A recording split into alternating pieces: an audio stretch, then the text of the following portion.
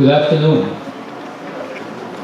My name is Mike Luz, and I'm the Dean for the Zuellig Graduate School for Development Management, which is hosting this afternoon's presentation by the World Bank team. In partnership with the World Bank, we have the honor of hosting this program on the presentation of the World Development Report for 2014, which is entitled Risk and Opportunity, Managing Risk for Development.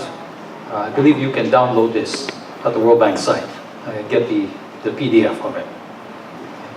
The World Bank, the World Development Report 2014 defines risk as inevitable changes around the world, such as the possibility of job loss, crime, diseases, to the potential for financial turbulence, social unrest, and environmental damage, that if ignored and mismanaged may destroy lives, assets, trust, and social stability of a country, and will affect the lives of the poor.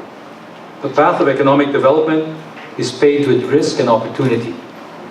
On the one hand, facing risk is a difficult challenge. On the other hand, the opportunity for growth and welfare improvement may never materialize without confronting and even taking risk. This is true for individuals, families, enterprises, and countries. The World Development Report for 2014 examines how improving risk management can lead to larger gains in development and poverty reduction. It will argue that improving risk management is crucial to reduce the negative impacts of shocks, but also to enable people to pursue new opportunities for growth and prosperity. Risk management is also a shared responsibility that requires the active participation of different economic and social systems, actors, as well as the state. So, on behalf of the Asian Institute of Management and the Zuellig Graduate School for Development Management, it's my pleasure to welcome you all to AIM. And now let me turn the floor over to the World Bank to introduce our speaker for this afternoon. May I call on Jean, please?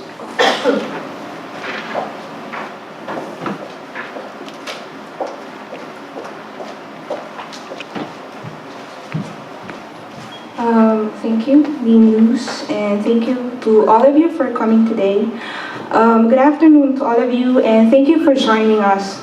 To our friends from the national government agencies, do we have them here? I'm not sure.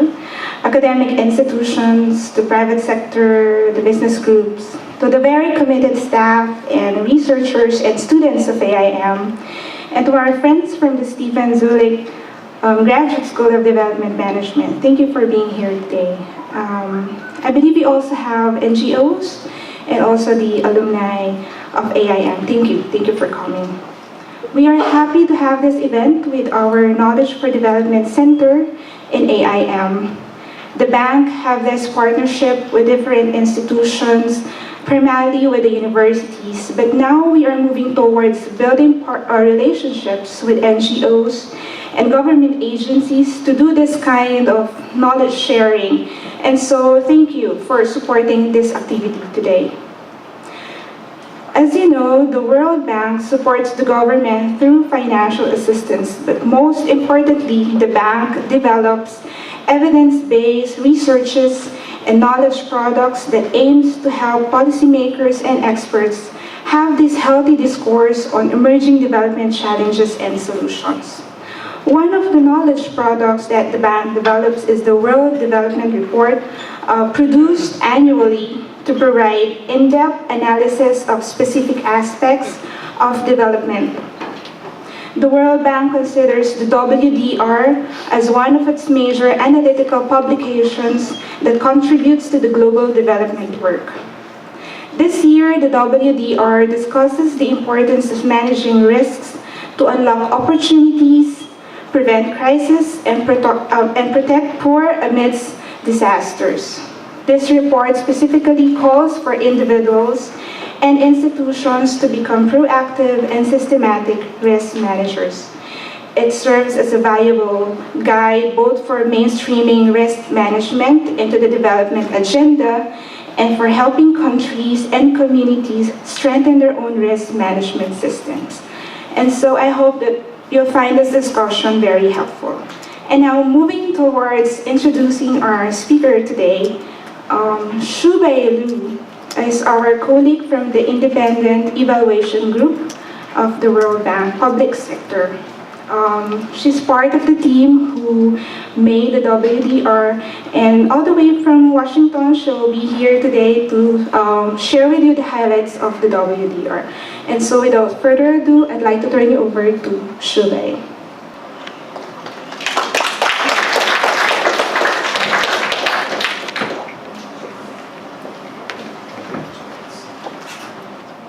Good afternoon. Thank you for taking the time to come in to this presentation of the World Development Report 2014, Risk and Opportunity, Managing Risk for Development. As our moderator and speaker just mentioned, that the World Development Report 2014 focused on risk management. We focus on the process of risk management. We know that risk management actually is inherent in the process of development. In the past 3 decades, the world has witnessed unprecedented changes, including international integration, technological modernization, so on and so forth. A host of opportunities arise, but also come with risks. And as we have seen so much often, the failure of managing risk can lead to development setbacks. This can include international, global crises, disasters, etc., etc. So to pursue opportunity, it's inevitable that we need to confront risk and manage risk.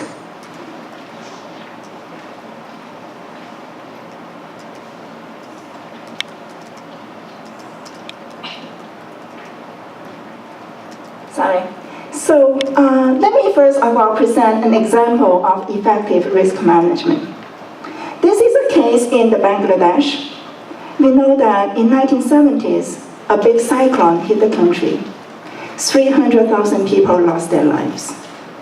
In 2007, a very similar cyclone hit the country, and 4,000 people lost their lives. What makes the difference? It is effective risk management. Effective risk management does not need to be very expensive, and it does not need to be very complicated.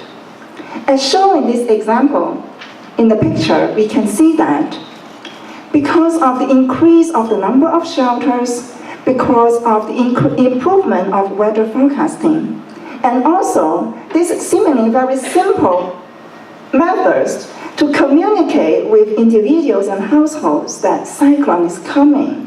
Just putting the bullhorn on the bicycle and walking around the village, letting people know that now the cyclone is coming.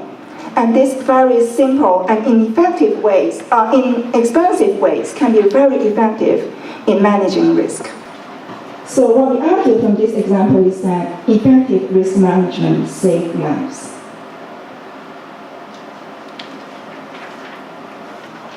Why is risk management important? Second, how should risk management be done? Third, how the responsibility of risk management be shared? And fourth, what policies do we recommend in this report? The report has 3 main messages. 1, risk management can be a powerful tool for development. It can save life, it can avert damages, and it can unleash opportunities. And we will develop these ideas one by one. The second message is that individuals' efforts are essential in managing risk. But the effectiveness in risk management can be limited if individuals do not have a supportive environment. In this sense, sharing responsibility across the different layers of the economic society is crucial. And the last one, we call for individuals, households, institutions to move from unplanned ad hoc response to crisis after it happened to systematic, proactive, and integrated risk management. In other words, moving from crisis fighter to risk manager. So let me develop these ideas one by one. This is a slide showing vividly how risk is sitting in the middle between individuals and opportunity. To develop, people must confront risk. The risk of inaction actually is very large. If you do not confront risk, you don't take on it, then the action that you're taking actually can be very risky. The challenge here, as Mr. Lewis just mentioned, there are so many different types of risk that people have to confront simultaneously, from disease, job loss, all the way to international dimension, natural disasters, and global financial crisis. And adding to that, there are obstacles that can prevent people manage risk in an effective way. While the good news is that risk management can be shared. Individuals cannot do it alone and should not be able to do it alone. We have households, families, enterprises, financial systems, national economy, and international community, these socio-economic systems there to support people's risk management. And because of the collective action, risk management can be much more effective. What we argue in the report is that with knowledge, insurance, protection, and coping, risk management can be a powerful tool for development, leading people to the path of resilience and prosperity. Now let's discuss the first question. Why is risk management so important? In the slide we showed just now of the Bangladesh case, we see that effective risk management can save lives. And how we can avert development setbacks. Just looking back a few years ago, the global economic crisis. In countries as diverse as Kenya, Czech Republic, we know that good macroeconomic management, limited fiscal debt, put the government in a good position to put on counter-cyclical interventions. And these interventions help to shield these economies from a big setback due to the global crisis. And how risk management can unleash opportunity.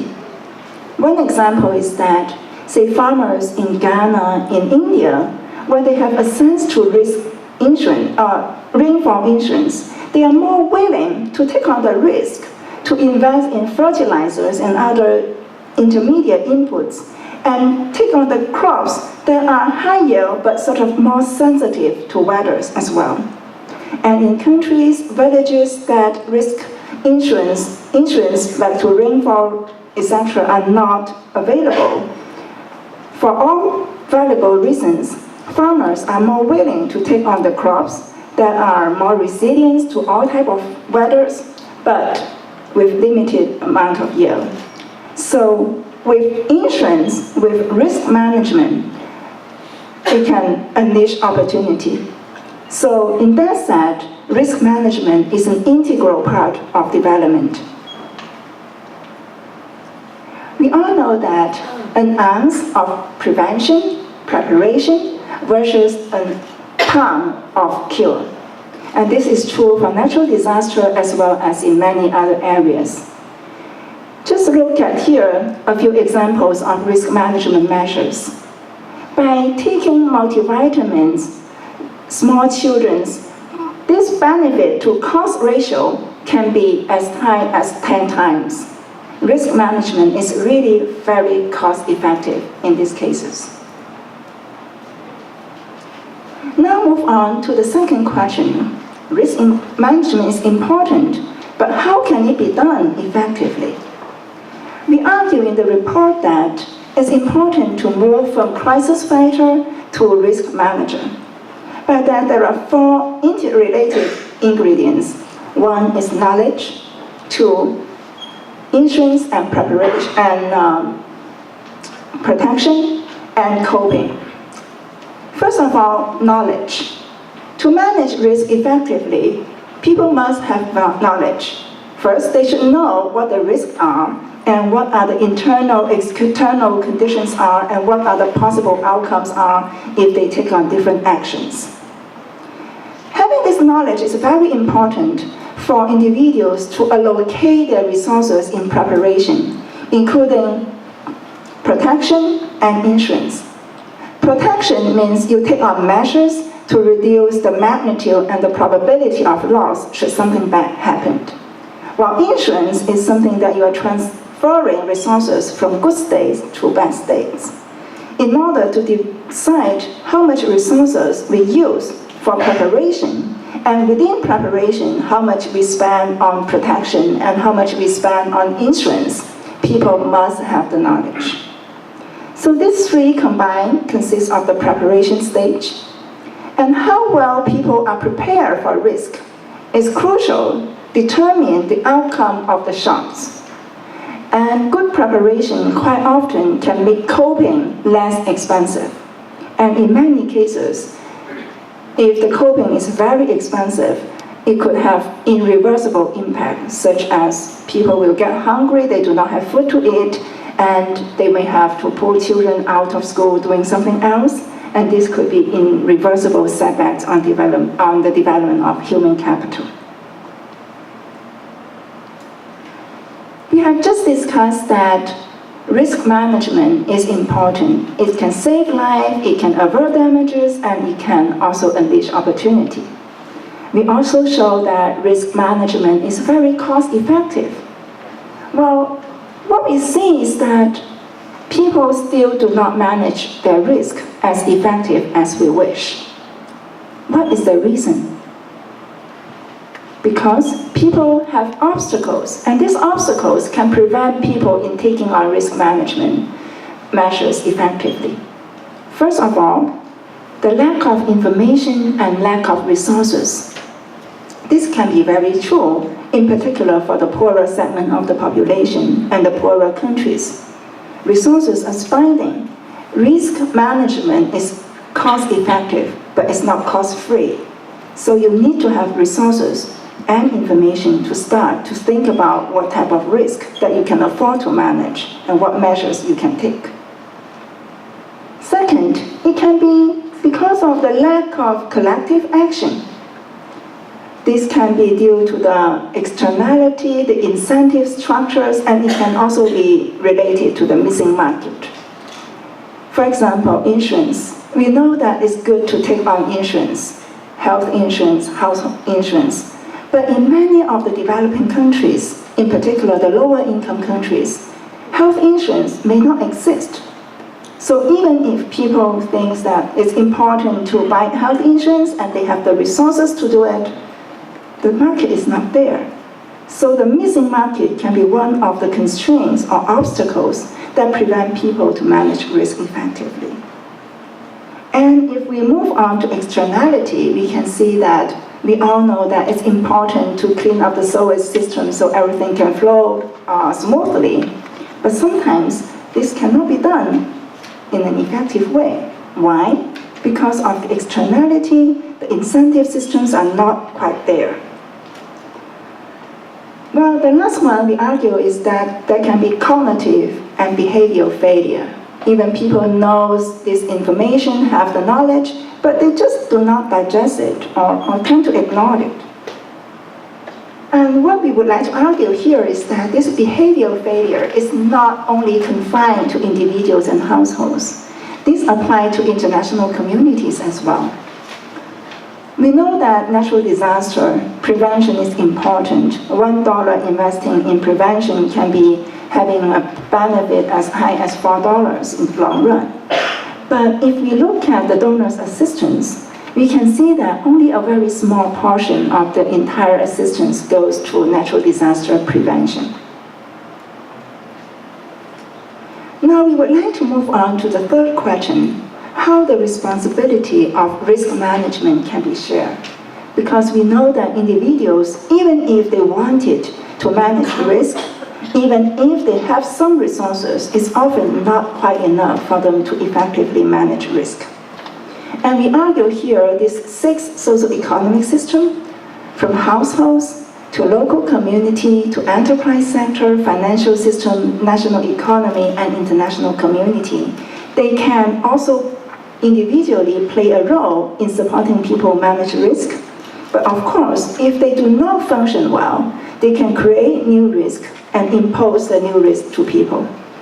In the following slides, I will develop how each of these 6 economic systems can support people manage risk, and what are the limits each of them face, and what's the role of the state in supporting each of these systems in supporting people manage risk.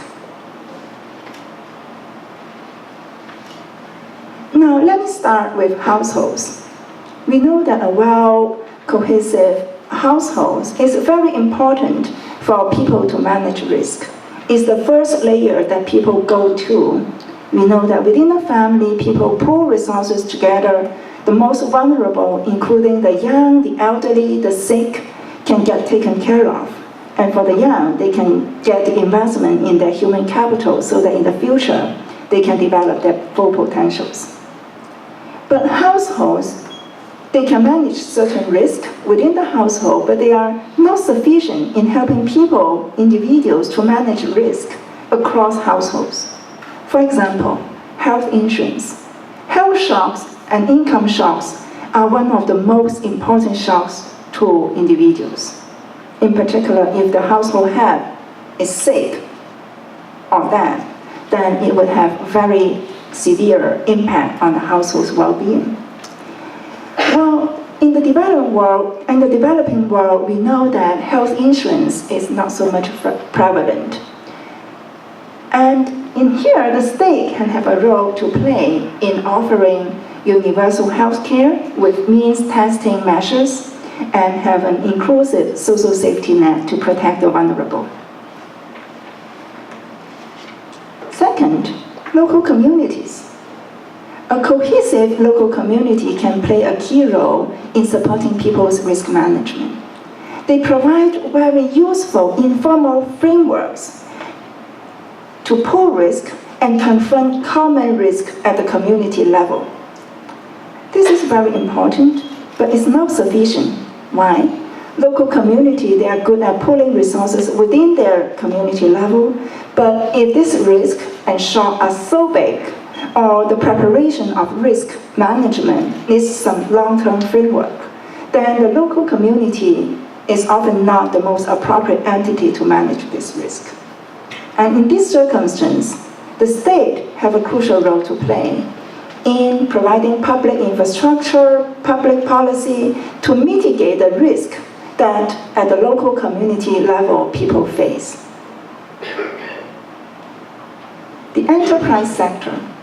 A vibrant enterprise sector is very important for people to manage risk, not only the downside risk, but also the upside, put it this way, the opportunity side of risk. Because within the enterprise sector, there can be innovation, efficient resource allocation that can create jobs, good jobs, and stable employment. This is very important, in particular on the opportunity side. However, what we see is that in the developing world, in particular, let's say in South Asia, in Sub-Saharan Africa, self-employment is very prevalent. It's 70–80% of the labor force in South Asia, in Sub-Saharan Africa, they are self-employed. Being self-employed means they cannot share risk through work. If there is a bad weather or if someone is falling sick at that day, the vendors, let's say the store will be closed, they will lose the entire days of income. In terms of risk sharing, size is an advantage. What the government can do, the government can provide an enabling business environment to encourage the enterprise sector to move to be more flexible and more formal, creating better jobs and more jobs for the laborers. Now, we move on the financial system. Probably many of us will recall that just a few years ago, the global financial crisis were the big damages that have been on the economy in many parts of the world. What we argue here is that an inclusive and stable financial system, if they manage their own risk in order, they are actually very essential in helping people in terms of individuals and households but also the private sector, the enterprise sector in managing risk in terms of providing the tools such as saving, credits, and insurance. What the state can do? The state can provide macroprudential policies and regulations to regulate the financial system and provide opportunity to balance the trade-offs between debt, inclusion, and stability. Now we move on to talk about the states. In the previous 4 slides, we all say that the state had a role to play in supporting the different society, the socio-economic systems, from households to local community to enterprise sector and financial system in supporting people manage risk. While the state itself also have a key role to play at the national level and the regional level in supporting individuals directly as well, in terms of providing good public policies, good public infrastructure, but also having the capacity in enacting counter-cyclical policies in terms of, in case needed. The last system we are mentioning is this international community. We argue that a proactive and strategic international community can play a key role in helping people manage risk. Because international communities, they have the expertise, they have the resources, they're actually very well positioned in helping people to manage risk, which are across the national boundary or even cross the generational boundaries. The challenge that international community face is that sometimes the incentives are diverged or not aligned, because the different entities may have different focus, and at different stages they probably wanted to prioritize different things. What the report argues is that when the incentives are aligned, then the international community, the most efficient way for the international community to manage risk for people is to take a concerted global approach. But when the incentives are not aligned or not yet aligned, we argue for this incremental approach or coalition of willing, so that the like-minded entities can get together, forming a coalition of willing, and try to lower the marginal cost for the new entity to come in, so that this incremental approach can be a stepping stone towards the global approach. Now we move on the last part of the discussion. What policies do we recommend? The main ideas about this report is to mainstream the development, mainstream the risk management thinking into the development planning. In other words, instead of planning under the assumption that things are stable, are certain, we should plan under uncertainty, because changes and uncertainty are the new characteristics of the world of economies. And to manage risk effectively, this needs to be proactive, systematic, and integrated, because an individual, a household, and all these entities, they face more than one risk. Risk management is cost-effective, but again, it's not risk-free. So that to manage risk effectively, it requires true coordination, not only managing only one risk, but the entire portfolio of risk, put it this way, that people confront. So in this regard, having an entity at the national level to perform this thinking, these measures, to coordinate the management of different types of risk in an effective way can be one way in mainstreaming the risk management into the development agenda. We have 5 actions that we propose, 5 principles that we propose for public action. The first one is that the government, the state, should not generate uncertainty or unnecessary risk. Well, first of all, why they could generate this unnecessary risk? Because there can be social norms and different existing things that actually put the vulnerable groups into a bad position. And if the state does not change that, and instead perpetuate this, it can generate unnecessary risk in the long run.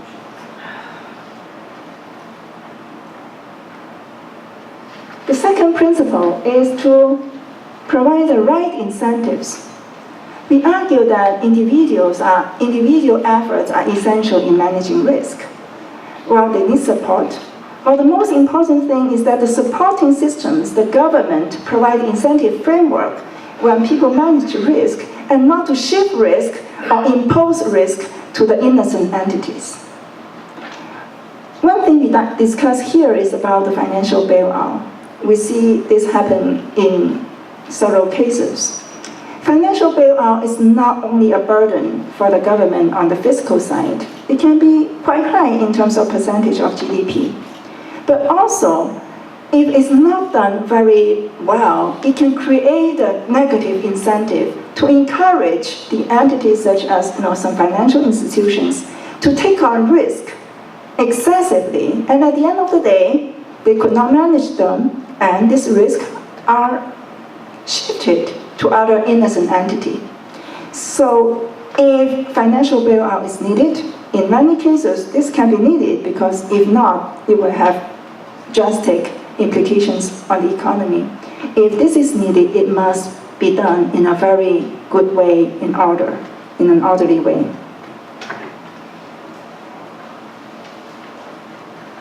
The third principle we argue is that to keep a long-term framework. This is essential for risk management. If people just plan for tomorrow, next month, next year, quite often, many risk management measures will not take place.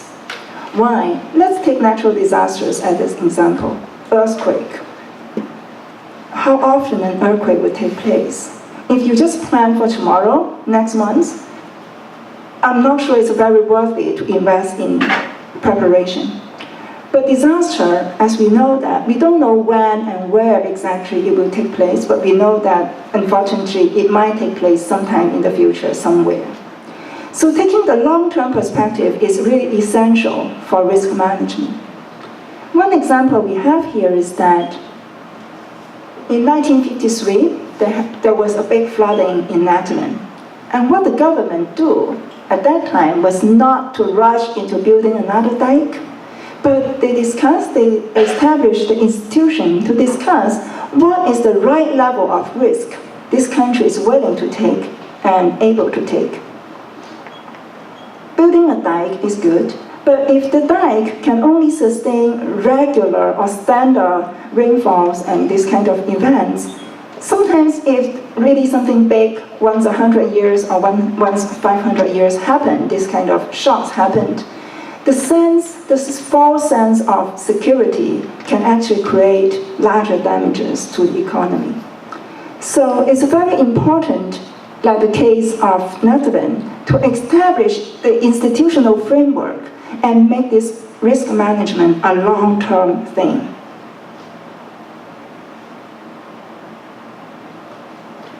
The fourth action that we propose is to promote flexibility. Promote flexibility in a clearly predictable framework. We just argue that for the enterprise sector, flexibility is important.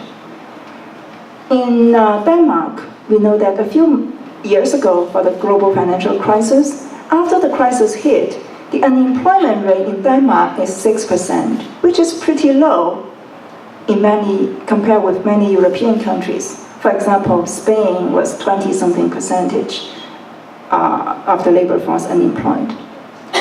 In Denmark, there is a system called flexicurity, which is characterized by 3 points. One is easy hiring and firing.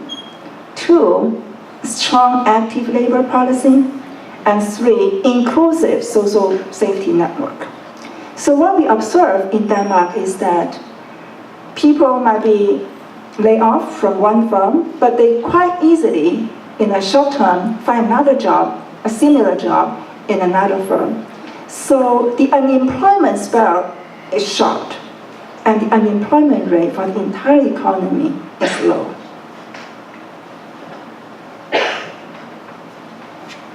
The last public action we propose here is to protect the vulnerable. We discussed so on and so forth, the different measures of risk management, But there is a segment of the population, the poorer segment of the population, they just do not have the means to protect themselves, to manage risk in an effective way.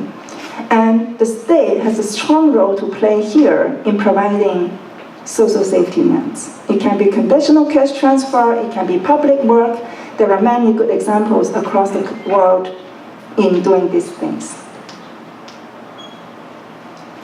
So these 5 public actions, these 5 principles, they seem general or incontroversial at the first sight.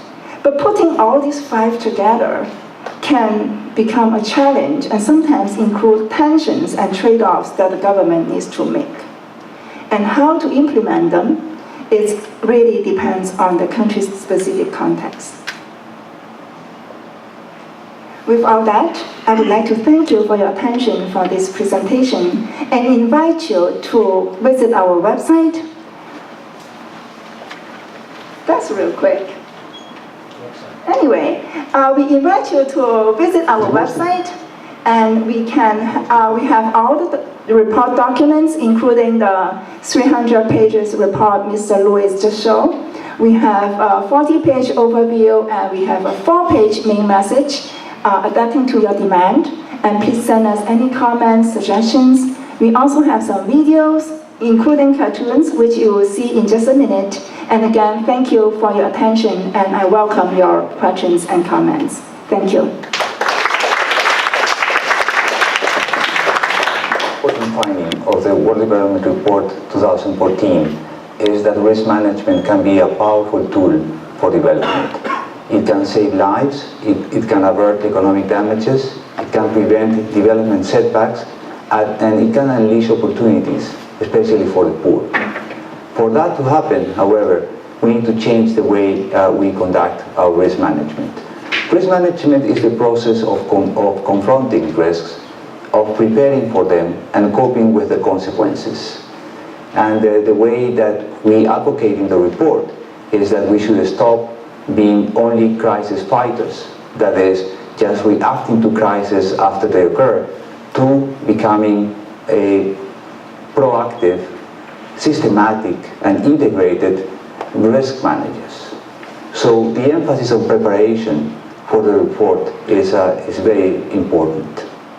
The report emphasizes the importance of preparation to handle risks. Preparation implies that we need to have 3 elements in hand. Number 1 is understanding the situation, understanding the risks that a community or a country faces. And this is what we call acquiring knowledge. After you acquire knowledge, you need to decide what actions to take. And this can be in turn of 2 types.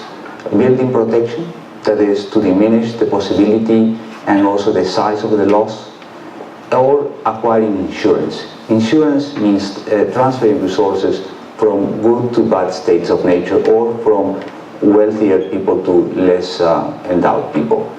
And once you combine these 3 elements, knowledge, protection, and insurance, then you can have a robust way of handling risks. One example is Bangladesh. Bangladesh is affected by typhoons from time to time. In the last 40 years, there have been 3 large typhoons. In 1970, the large typhoon caused 300,000 deaths. In 2007, a typhoon of the same characteristic and strength caused only 4,000. The reason for the change was that the country built a number of shelters. It went from having only 12 shelters in 1970 to having 2,500 in 2007. So this was the most important change. And it also had a system of warning the population and also a system of forecasting these events. Well, in the WDR 2014, we argue that countries and communities many times know what to do in order to address the risks and to counter the negative consequences, yet they don't do it. So we ask what is preventing these countries and communities from taking necessary actions. And in some cases, this is lack of resources and lack of information. and this applies specifically to poor developing countries. But in other cases, in other circumstances, it's not lack of resources or information. It's really problems of coordination and wrong incentives. And that applies to developing countries too, but it also applies, importantly, to even rich, developed countries.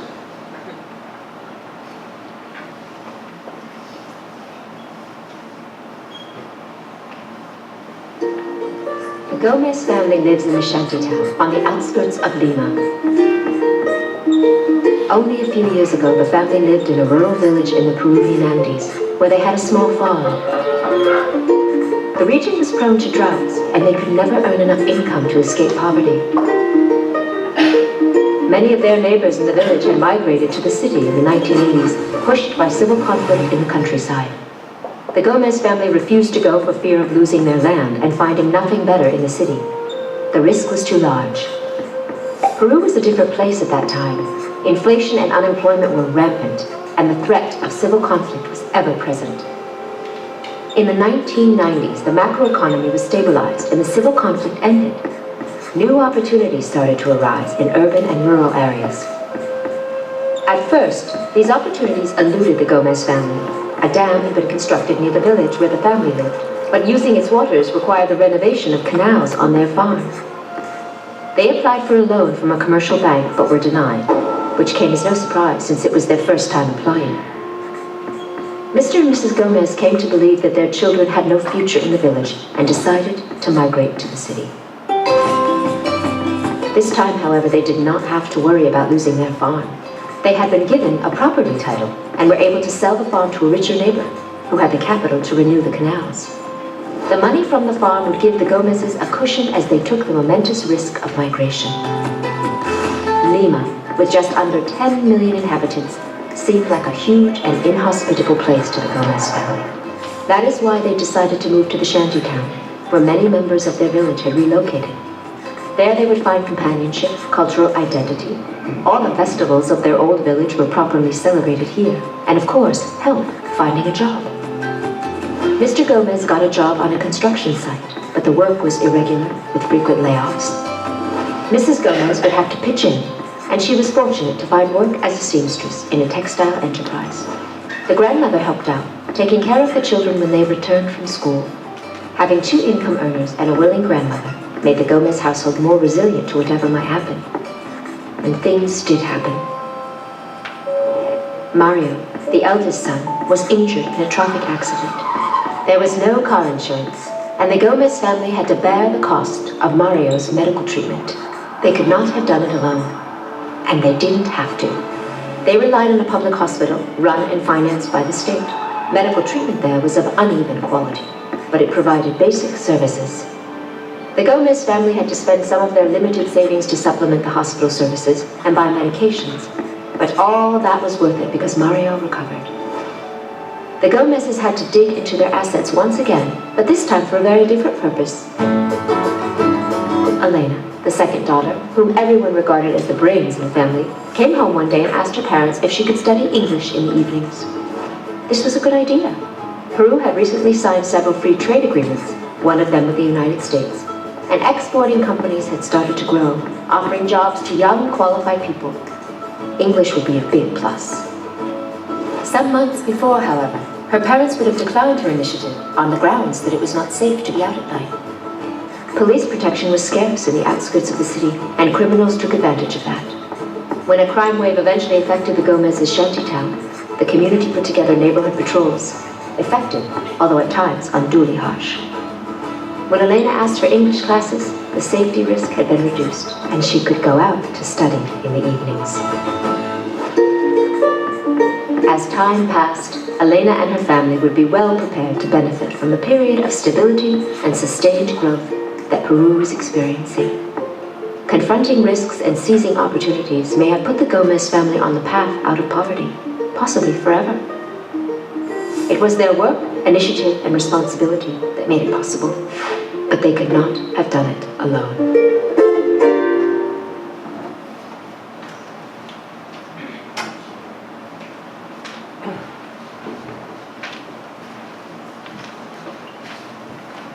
continue with the presentation, we have with us Dr. Jose Ramon Albert, who is with the Philippine Institute for Development Studies.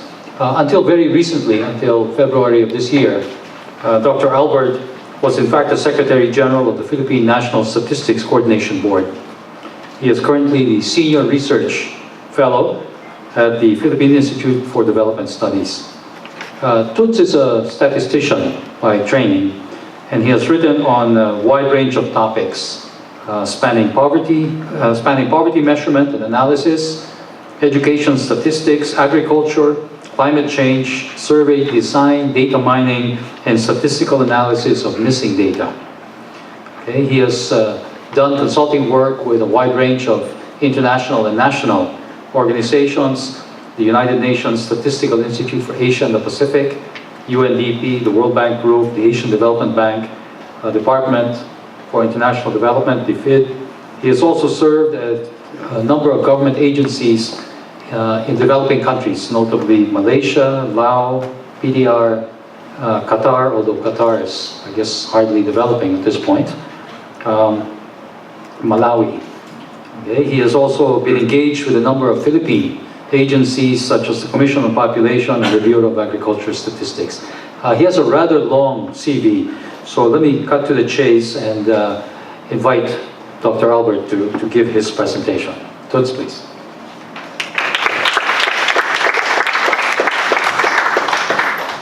Thanks, Mike. Your introduction made me sound much more important than what I am.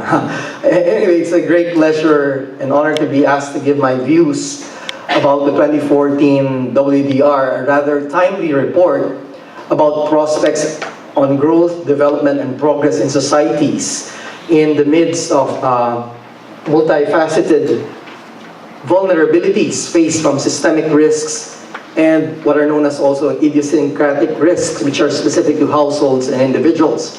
At the onset, allow me to give the usual disclaimer that my views need not be shared by my colleagues at the policy think tank where I work for, the Philippine Institute for Development Studies. I fully agree with the point of the speakers and in the what was made in the report, that there is clear danger that if we do nothing today to address risks, then the progress we have made in improving living standards across the world in the past decades will not be sustained and possibly even reverse its trends. We need to manage risks and examine sources of risks, understand how people react to risks, and ultimately act given information on these risks. We here means each of us, individually, communities, businesses, governments, financial systems, civil society organizations, and development partners. So we can be able to save lives and prevent possible setbacks in development and also unleash opportunities, as was mentioned earlier in the presentation.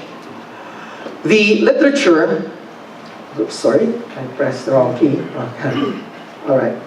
The literature and our own experiences have identified various sources of risks to our welfare. Some of these are specific to individuals and households, especially health ones, such as illness, injury, disability, and death, while other sources of risk cover groups of households, communities, regions, countries, such as epidemics and natural disasters. To be quite honest, I also would like to give my own experience dealing with some of these problems. Because 2009 particularly was a very difficult year for me when I had to face a lot of difficulties, my own experiences coping with the impending death of my own mother, who since 2007 battled pancreatic cancer. And finally, a month after she passed on, September 2009, I had to deal with another problem. Typhoon Ondoy hit me really hard. My house in Provident Village was underwater. I was supposed to leave for a training that I was going to conduct for the UN Statistical Asia Institute for Asia and the Pacific the weekend after that. And I was just lucky that I was in Makati City trying to change my flight because someone was asking me to pass by Singapore going back from Jakarta. So I was lucky that I was not in my house, but my two helpers were actually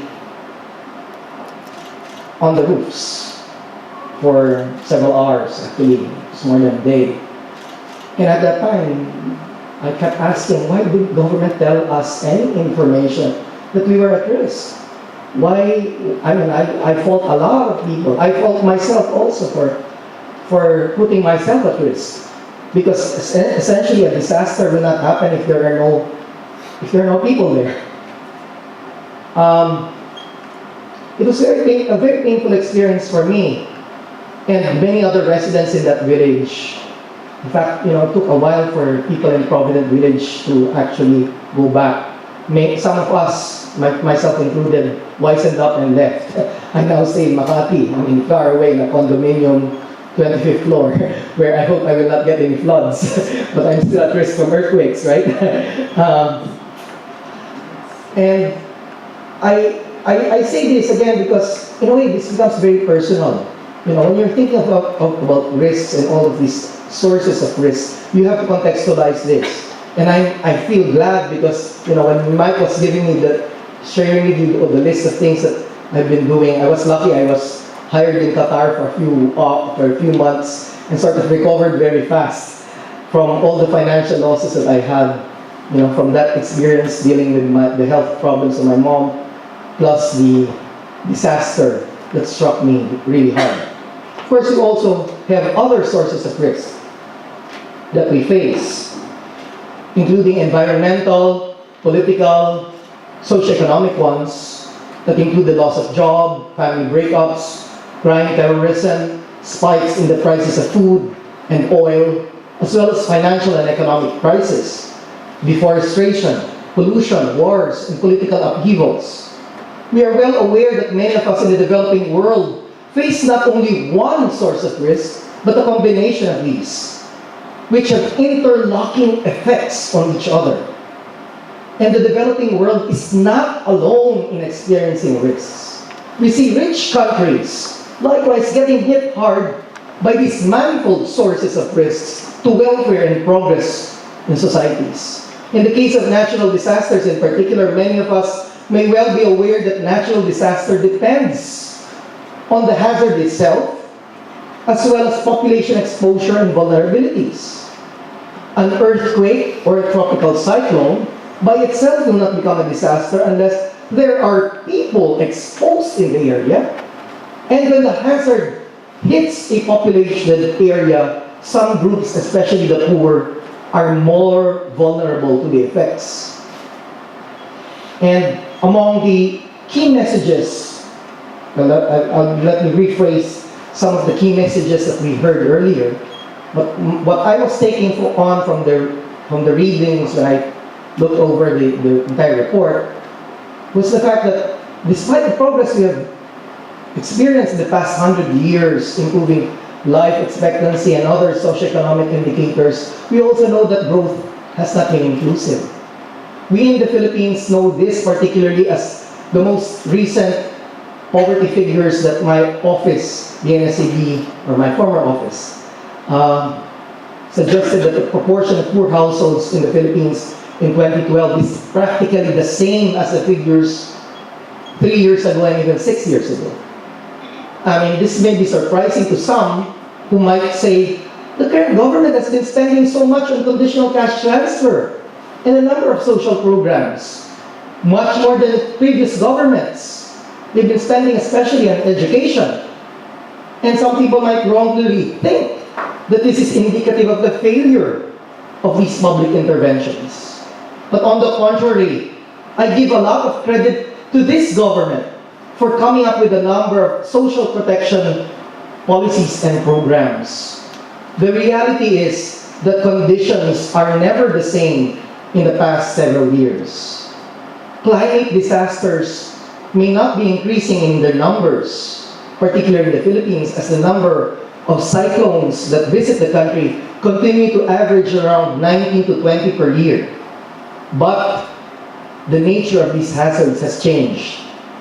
We already have a significant increase of precipitation accompanying these climate hazards. And the effects of all of these climate disasters and other sources of risk are being felt more by the poor and even by the non-poor who are slightly above the poverty line. The reality is that these groups have more difficulty in being resilient to the effects of disasters and other crises. I mean, I feel very lucky I quickly recovered, but many are still continuing to recover. And even now, as we listen to the stories perhaps of some people who may have had problems dealing with Yolanda or Yoli, as we call her now. We know that it will take a while for people to actually recover. I mean, it might be tempting for us to say, oh, let's just do nothing. But if we ignore inequalities, we may put more and more people's lives at risk, and we certainly will not be able to expect growth, progress, and poverty reduction to be sustainable. Thus, the World Bank has correctly asked us to actually seize the moment, carpe diem, and manage risks, to consider opportunities and call us to shared action and responsibilities on various fronts.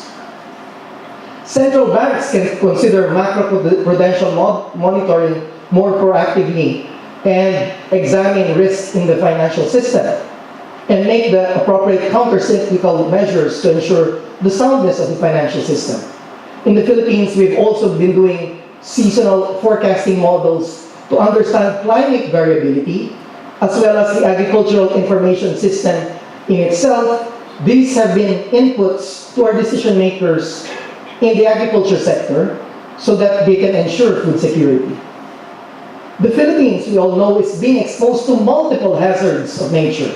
In fact, even both according to the World Bank's Natural Disaster Hotspot list and the EM-DAP database of the Center for Research on the Epidemiology of Disasters, or CRED. Thus, consequently, government has adopted disaster risk management strategies, including the development and maintenance of the Department of Science and Technology's Project NOAA, to help our people become more prepared and resilient to the effects of disasters. Project NOAA was envisioned to yield high-resolution flood hazard maps and install automated rain gauges and water level measuring stations for 18 major riverbank basins of the Philippines to enable our national and local governments to get at least a 6-hour lead time on the possibility of floods. The Philippine government appears to be well aware that everything starts with information, that knowledge leads us to the corresponding action. If need be, we need to get insurance and protection mechanisms that will enable us to cope and be more resilient should a particular crisis result. The World Bank's generation of a risk preparation index, however, which is part of the report, when we map it across countries, suggests very clearly that preparedness is very much dependent on resources. When you just try to examine this map alone, it suggests where are the areas which are more prepared. Those are the areas which are richer. But it's not just resources. Farmers in the developing, of course, we know resources are important because farmers in the developing world would likely be putting their limited resources more to farm inputs than to crop insurance. But in addition, the index also suggests that in some areas, with the same level of resources as others, there may still be more preparedness as a result of good public policy and good behavior of the populace.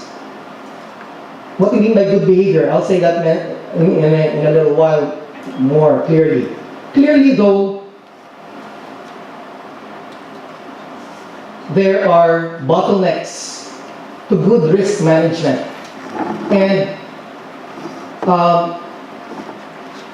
I would say some of it, there are really three issues pertaining to data, to capacity to understand information, and the will to do what is right. As far as data is concerned, the recent high-level panel report on the post-2015 development agenda calls for a data revolution, recognizing that the current set of statistics do not seem to be enough for us to identify who needs help the most. But even with the current available official statistics and statistics from NGOs, the society and government understand what the data say.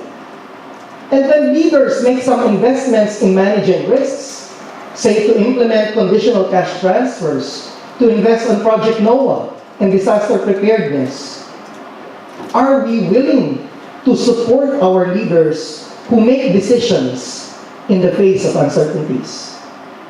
As a professional statistician, particularly being now the president of the Philippine Statistical Association, Incorporated, the nation's society of statisticians, statistics producers, and statistics users, as well as the former head of the NSCB, which was, in case you don't know, the NSCB was merged with other statistical offices, and now there is a single agency called the Philippine Statistics Authority. Well, let me inform you that there are data beyond the statistics that are shown by government. This is now what a result of the development of various electronic gadgets, the increasing use of the internet and social media. And this is what is called big data. These are data with 3 V's: massive volume, velocity, and variety, that have enabled Google to use internet searches on Google itself to generate alternative estimates of the percentage of people who have the flu. These Google flu estimates have been found to be very correlated with the actual incidence of the flu in the US, as is shown here. Look at the red marks, the red and the black, the actual official estimates of incidence of flu, and the estimates as generated from Google Flu Trends. However, big may not necessarily be better, because as of last year, January particularly last year, a big discrepancy was reported between the Google Flu estimate and the official estimate in the US from the Center for Disease Control. Of course, the discrepancy may mean either the Google Flu estimate was an overestimate, or the official estimate was an underestimate of the real incidence, and we don't really know which is which. But, having said that, let me also point out that there are other successes in using big data for development monitoring, such as making use of tweets and Twitter across Jakarta to examine the price of rice, and the use of, in the Philippines, climate sensors data through Project NOAA to enable us to even have an accurate 3-day forecast for the direction of Typhoon Haiyan or Yolanda. Unfortunately, local chief executives in Tacloban City and other areas did not quite understand the information given to them. With no less than the mayor of Tacloban nowhere to be found during the immediate aftermath of the cyclone. Reportedly, his wife and family were in locations separate from his, and I certainly wonder why. If you know that there's a big disaster coming, should you be with your family and loved ones, or at least try? I mean, where the hell was he? However, because this is all just post-mortem. Even if the mayor did his job, even if all the local chief executives there understood the magnitude of the problem posed by the super typhoon and the accompanying storm surge, which his wife could not understand, I wonder whether people in these areas would have listened to their local leaders and evacuated the area. What would have been of interest to me to study is the population movements in the aftermath of the cyclone. In other countries, population movements are now being tracked by what are known as digital traces from mobile phone usage, directions of calls, and SMS messages using what are known as customer data records of telecoms.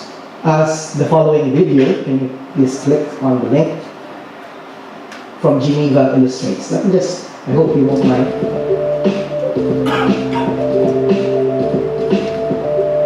This is from Geneva. 2 million mobile phone calls in a single day. Look at what happens if telecoms actually examine where are calls emanating from in real time. You know what's happening. This is state of the art. And it's there at our fingertips. But I wonder, are our telecoms actually examining these kinds of information?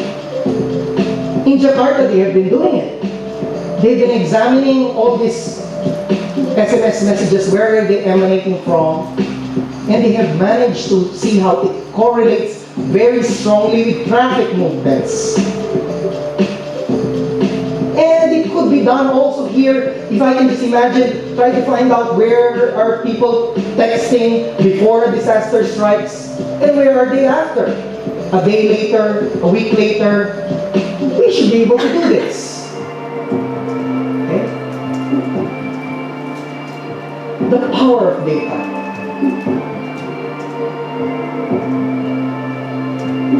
Okay.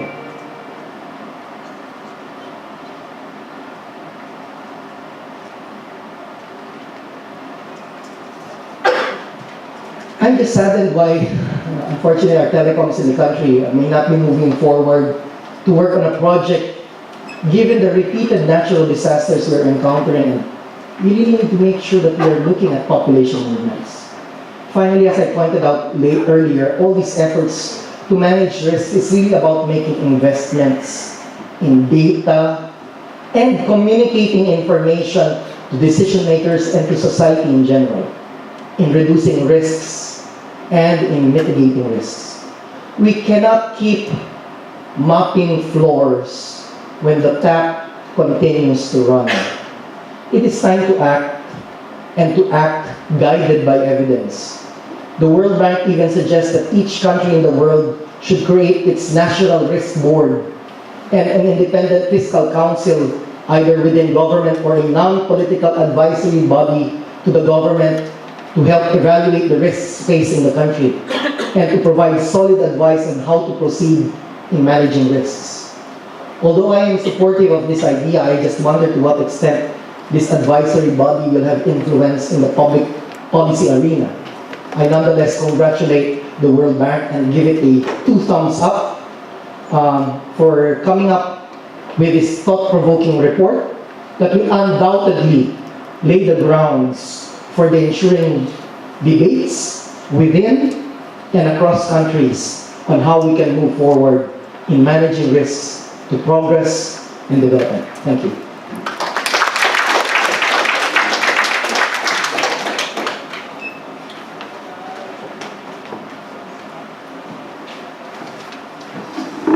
Okay, we'll open the floor for questions. I'll invite Ms. Wu and Dr. Albert to come and join me here in the front.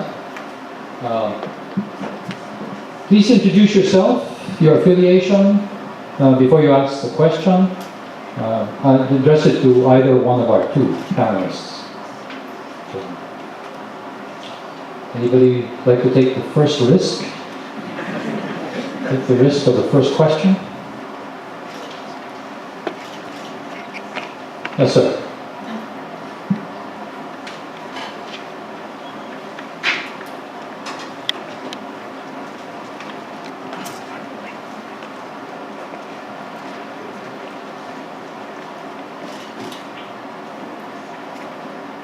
You may just have to turn it on. Hussein with Philippine Inventor Society. I wonder if your studies come across the mindset of the people involved in a certain locality. Because I understand that the reaction of the Japanese in Fukushima was a very positive reaction. But other countries' reaction in disaster areas, I think like in the Philippines, it was not such a positive human reaction. Is there educational maturity level involved in making a positive human response to disaster?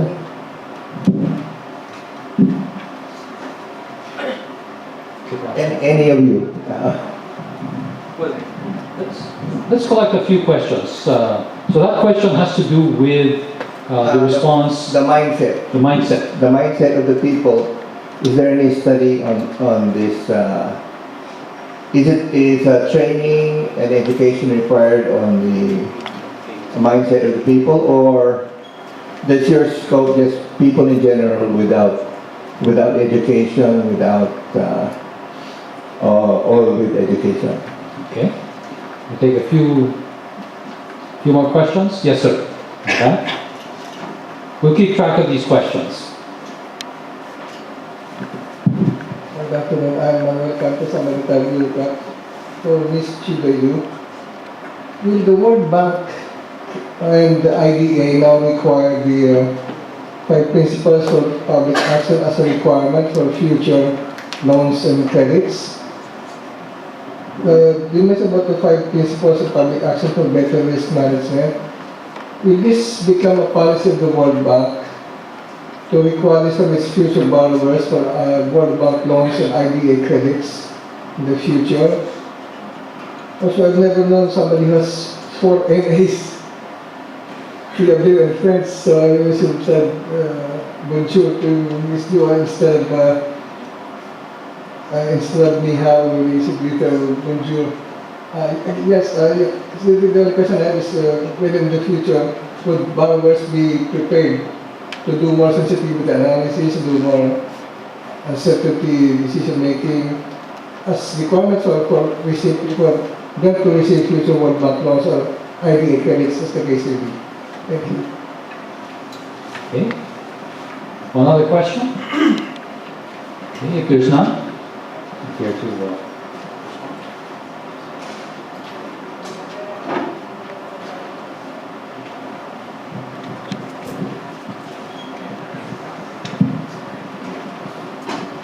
Thank you very much for your questions.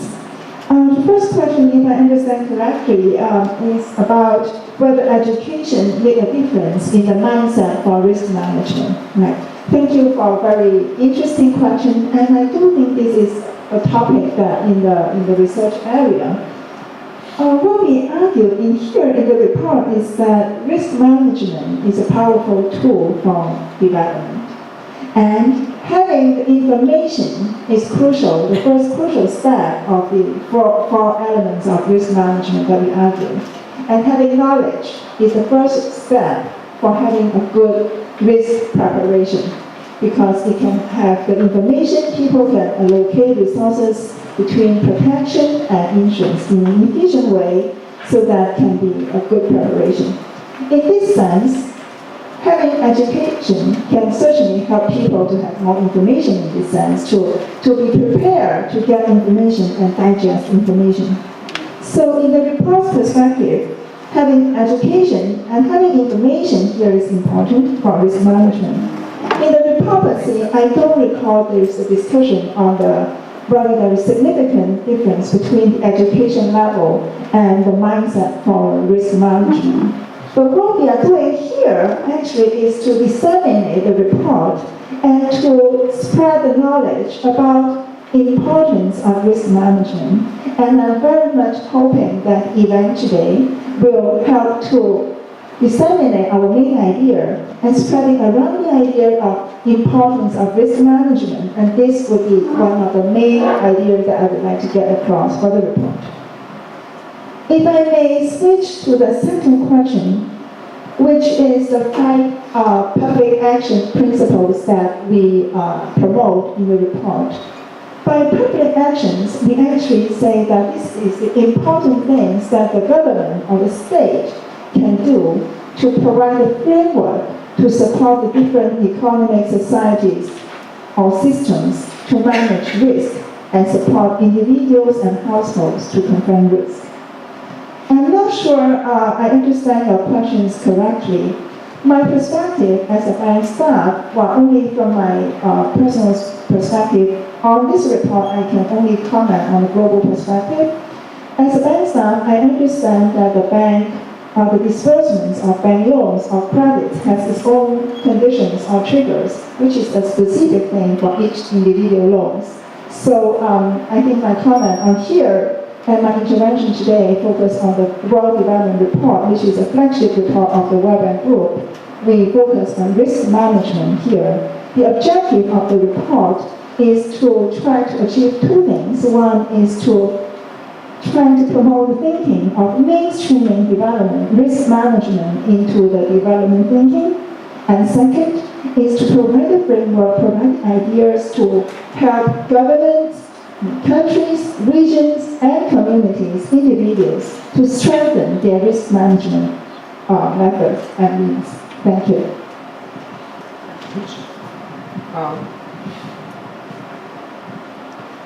I just regarding the first question about mindsets, my understanding is probably that you might have been referring to the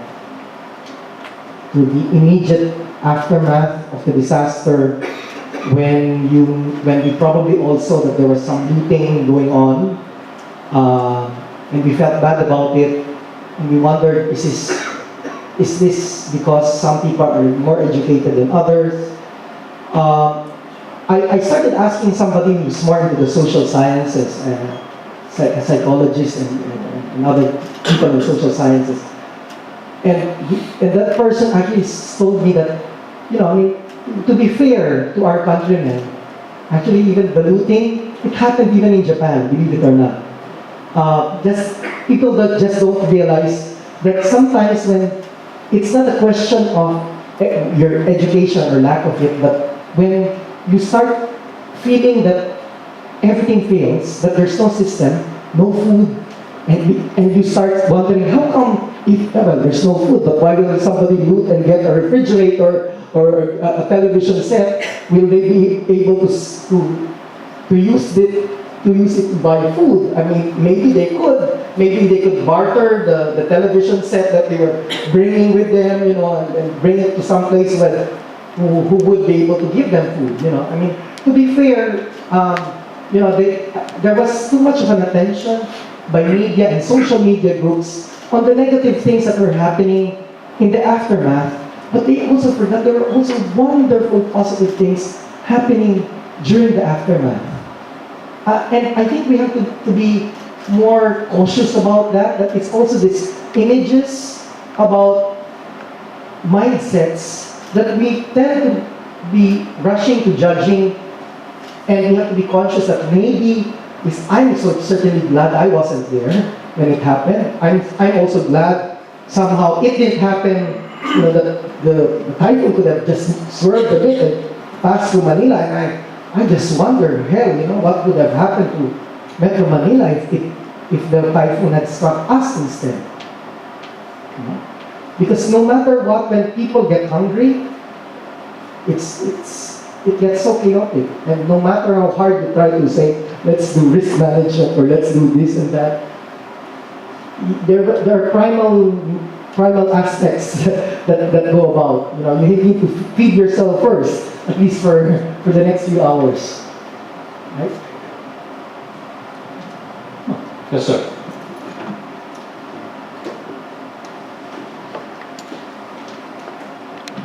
Good afternoon. I'm Nona Resmundo from the Development Bank of the Philippines.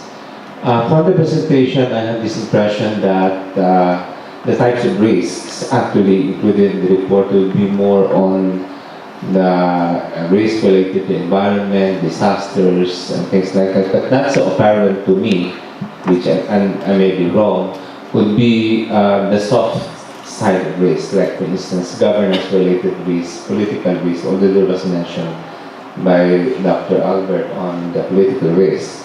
But so therefore my question is how to approach these other type of risks, governance, political, even to some extent maybe there were some kind of culture-related risk or risk arising from a different perception of reality, for instance. So would the World Bank be producing also some kind of a report when you look at, for instance, governance-related risks? In the Philippines, it can be very systemic risk. For instance, if you have a new president that would try to reverse everything that the current administration, for instance, is putting or has put in place. Those kind of analyses, because sometimes one decision, political decision, can change everything, even at the local government level. So that is my only question, if the World Bank would also like to, in the future, approach risk from that other side of risk, other than just, for instance, disaster, natural, and things like that. Okay. Other questions related to? Yes, please. I'm Johnny Nanyacas. I'm from the Asian Eye Institute and the Philippine Council for Health Research and Development. This is, I think, based on the observation of Mr. Resmundo that most of the report had a focus on natural disasters. I would like to ask, what is the stand of the World Bank on the contribution of developed countries to the factors that may increase the risk of natural disasters in other countries?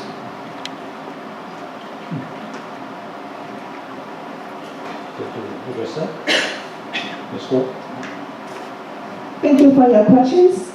The first question is about I think there is a perception here that the report focused heavily on natural disaster-related risk. And if I could take this chance to actually encourage you to take the time at least to read through our 40-page overview, if you have time to read through the 300 pages report, it would be better. The natural disaster risk management is featured in Chapter 2, a little bit also in Chapter 8 in terms of international community support on managing natural disasters, in terms of the disasters that are cross-boundary, cross-national boundary linked. But the report has 8 chapters. The first chapter is sort of the overall setting the stage, introduction, the analytical framework. The second chapter is on the obstacles with quite some heavy focus on natural disasters. But the third chapter, all the way through the 7th chapter, actually focus on quite different type of risk. And I saw Dr. Albert here nodding her head, and thank you for taking the time actually to read into the report and citing some of the figures that we had. So in this sense, I would like to compliment to the presentation that I made just now, is that, let's go through. Chapter 3, focus on the households. So in Chapter 3, the entire chapter focus on the risk that the households face. For example, disease, job loss, this sort of very micro type of risk that people confronted on a day-to-day basis. And like examples that Dr. Albert shared with us in a personal experience, this is something that households and individuals as a person, what they face on day-to-day basis, what are the risks they face. This is not necessarily natural disasters. The 4th chapter is on local communities. Yes, the community plays a role in reacting or supporting people when natural disasters hit, true. But the local community, it also supports people manage risk, different type of risk. It can be crime, all these kinds of still quite micro level of risk. These are not the systematic national level of risk. The 5th chapter on the enterprise sector, of course, you can imagine more on the jobs, the risk of jobs, good jobs, bad jobs, or unemployment. The 6th chapter, financial system, you can imagine the financial system risk. And then the 8th chapter, the government, it can be a fiscal burden, it can be debt, crisis, alike. So these chapters do not focus on natural disasters. So put it this way, if I may, I really encourage all of you to take the time to glance through our report. So we do discuss other area of risk. Maybe it's my fault in the presentation we have some headlines talking about the cyclones in Bangladesh. That would be the first impression that we get. But if I may correct, first of all, the report does not only focus on natural disaster risk.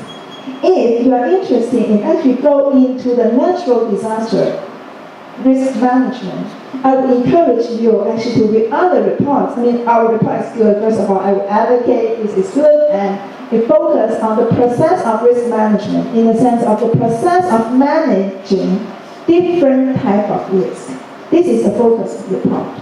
If you are interested in going deeper into the natural disaster risk management, some bank report that come across my head and out of the blue, I can at least cite it like natural disaster and natural hazard and natural disaster. Sort of it depends on the exposure and resilience that people have that makes a hazard into or not into a disaster. So that would be something that I would encourage everyone to read, and not only our report in terms of natural risk management. And talking about other type of risk, several participants here mentioned about political risk, governance risk. These are overarching elements that affect the different level of risk that we discussed in the report. Let's imagine if the political risk is one of the key issues that the society faces, all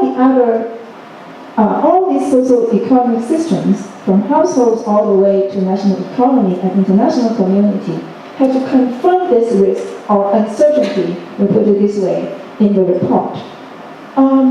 Just to give an example, the political risks actually affect the different systems and interrelated with the main risk that the particular system is facing.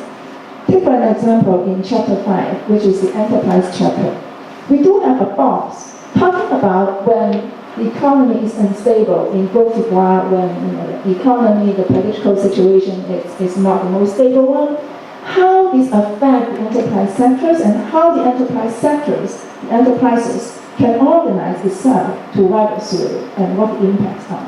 So we do have some discussions on the different type of risks in the report to be a quick answer to both questions. Thank you. Let me just, I had to read the entire report. So I knew, in fact, that there was really just no specific focus on natural disasters. It was just an entry point to some extent, because now we know, especially in the past few months and years, we have really been having more and more reports of in fact, people will even wonder, are natural disasters even really rising? It might be a function of reporting. It might be, maybe they're rising because people also the population is also increasing, and as was pointed out earlier, a hazard need not become a disaster if there are no people there. Right? So to that extent, we have to understand that there wasn't really a focus. There were lots of things. In fact, that's why I mentioned even in my discussion the issue of the financial system working on macroprudential monitoring, because that is something that needs to be really undertaken very carefully. Examining all the financial soundness indicators that the IMF is supposed to be advocating banks and various other parts of the financial system to actually constantly monitor, because things just don't happen. I mean, sometimes crises just don't happen from nowhere. There are already some signs, except that most of the time, maybe we will be lost, not seeing the signs. And that brings me to the point that I was earlier mentioning, that maybe the data that we're examining, or maybe we don't have enough capacity to understand what the data is telling us. So it's going to be important to really work through all of this information and go through, well, the other point about political Maybe I may get into trouble if I say something more than that, but maybe on the sides I can say something, but really, in a way, if there are political uncertainties that we are getting troubled with, in a way there is a way out of it, which is the communities themselves. We as organized communities need to do something, because if there's a threat, we have to face that threat. If someone gets elected who you think may not be the correct kinds of leaders, the question still remains, why did we elect them to their positions? At the end of the day, it's us electing them, and even if we keep saying, well, others also elected, but maybe they did not do enough. So that's why our point about managing risks is also about shared responsibility, because we have to understand that this is all a collective action. So there are things that we will do individually, but there are things that we should do as members of communities. I know I'm the moderator, but maybe I can also chime in with one anecdote. I spent some time in the Department of Education, and I think I know your question. Your question is, in a country like this, in a political system like ours, where we have short cycles, 3 years for local government and 6 years for national government, with no, in the case of the national government, there is no re-election. So the 6 years is really a 6-year period. The Gloria Arroyo years, I think, is an aberration, because she took over the last part of the term, which did not disqualify her from running for election, so she actually served almost 9 years. But from here on, unless that case repeats itself, everybody else will be serving 6 years. And I think what you're saying is that when administrations change, the risk is really whether policy will continue. We've actually seen this. We've gone through this once already. In fact, it's remarkably similar. If you go back to the 1992-1998 period, which was the Ramos years, we were exactly in the same position, where the Ramos years were really years of takeoff until the end, when it hit the financial crisis. But by 1996, the Philippines was the host of APEC, and the world was coming to the Philippines, because the Philippines was really poised to become to become what they call the tiger crop of Asia. Okay? We're actually in the same situation. We're 2 years from a new election. We're doing quite well. By next year, we will be hosting APEC for the second time. But it's not clear whether or not 1996 is going to see reversals in the same way that 1998 had reversals in the Ramos years, or will we be able to sustain those changes? And I think this has a lot to do with whether or not the institutions are operating rather than the individuals. Now, I have to tell you, it's not just about who's on top that matters. When I was at the Department of Education, we changed secretaries of education twice. In fact, I was around when it changed twice. During the Arroyo years, she had the distinction of having 7 secretaries of education in 9 years. So you can imagine why the education system is the way it is. The Secretary of Education barely gets started and then is moved. But in this case, we had gone from a Secretary of Education to another Secretary of Education who were exactly of the same mold. And during the early years of the Arroyo years, when it was still what we thought a reformist government, we went from DJ de Jesus to Butchabat. And we felt that this was a pretty good, in fact, with the exception of the change in the secretary, nobody else changed. The normal practice, and you point this out in your remarks, what you hint at it is, the secretary of any department is appointed, you can be sure that just about every undersecretary and every assistant secretary is also going to be changed. Which means that the whole management team for the ministry changes. In this case, we went from one secretary to the other, nobody changed. Everything was exactly the same except for the minister. Okay? The word went out to the department that it was going to be a quiet turnover, and then business as usual, we keep going because we had already laid out the program. Okay? Lo and behold, on the day of the turnover, something like about 2,000 or 3,000 people converged on the central office of the Department of Education, and lo and behold, just about every division superintendent, every regional director, just about every division supervisor, and quite a number of principals from all over the country flew to Manila to greet the new Secretary of Education, spending tremendous amount of money. We asked ourselves, and we asked them, why are you here? This is just a turnover at the central office. The secretary will go out and visit everybody. Well, they said, no, we've got to go. And it says something about the strength of the institution, where instead of going by rules, instead of going by regulations, everything is completely personal. And I think this is a good part of the risk that we face in this country. Why we have the inability to go across regimes or across administrations without having to, without the kinds of institutional mechanisms that will allow us to continue without changing the rules of the game. And that's a big risk. That's a big risk. It has, and by the way, going back to the first question, this has nothing to do with uneducated individuals. These are very educated individuals. It's a frame of mind which really needs to be changed.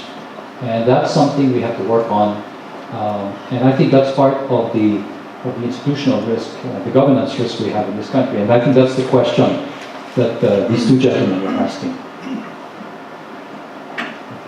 Other questions or comments that you'd like to raise? Yes, please.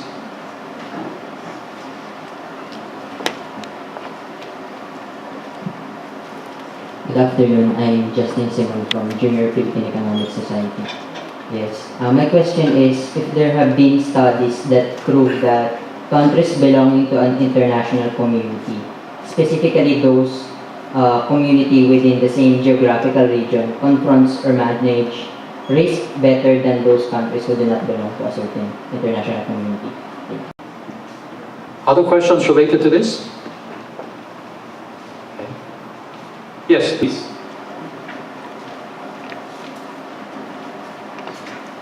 Hello, I'm Dr. Manny Villegas from Manila Doctors Hospital. When analyzing risk, I look at it first as an individual, okay, and then as a family. So this is the component that I'm looking at, and then as a community, local government, then later on national, okay?